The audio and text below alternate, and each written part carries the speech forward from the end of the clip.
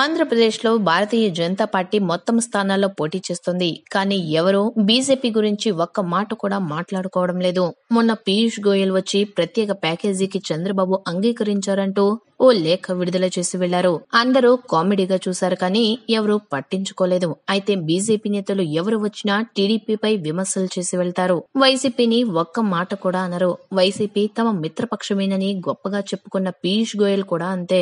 ఏపీకి వచ్చి టీడీపీని విమర్శించి వెళ్లారు. వైసీపీని ఒక్క మాట కూడా అనలేదు. ఆ సందర్భంలోనే బీజేపీ గెలుస్తుందని కూడా చెప్పుకొచ్చారు.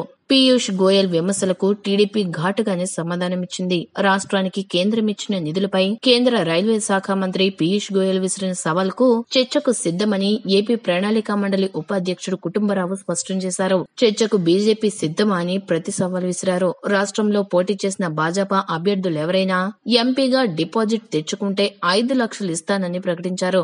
ఆ పార్టీ రాష్ట్ర అధ్యక్షుడు కన్నాకు డిపాజిట్ వస్తే 10 లక్షలు ఇస్తానని ఆఫర్ ఇచ్చారు. ఇక బీజేపీ నుండి ఒక్కరు ఎమ్మెల్యేగా గెలిచినా 15 లక్షలు ఇస్తానని వెల్లడించారు.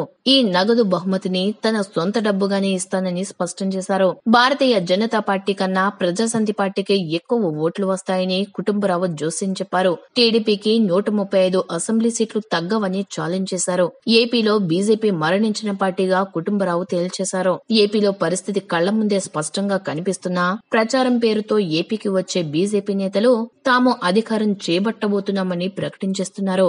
దీంతో నవ్వుకోవడం సాధారణ ప్రజల వంతవుతుంది. కుటుంబరావు లాంటి వాళ్లు సవాల్ చేయడానికి ఉపయోగపడుతోంది.